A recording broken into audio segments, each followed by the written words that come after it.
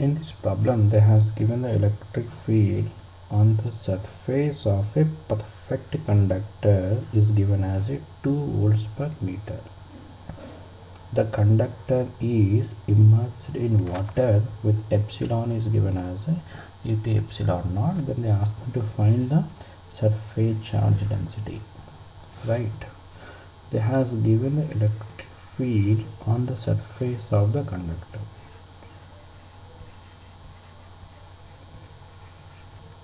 If I say this is my conductor, on the surface of the conductor,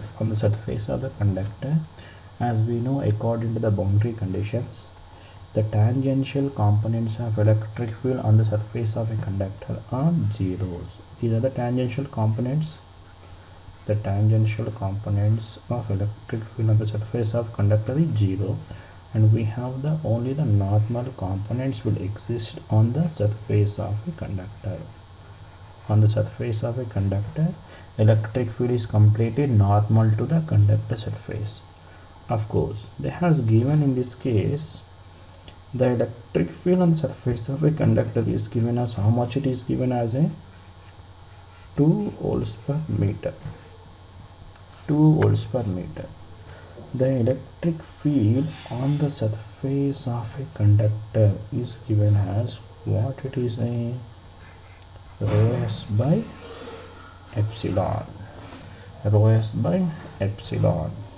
Say they given the electric field is given. So from this, can I get my rho s value? That is epsilon into E na. So which is given as what I can say here, 80 epsilon naught into electric field is given as a 2.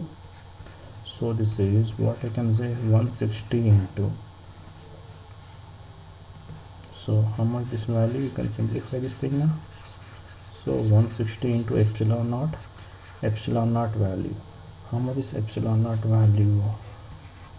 160 into 8.854 into 10 power minus 12. Simplify this thing here, then you will get this rho s value. How much will get? 160 into 8.854, this is 1.41 into 10 power minus 9 coulombs per meter square. This is the charge density on the surface of the conductor. So what's option? Option D.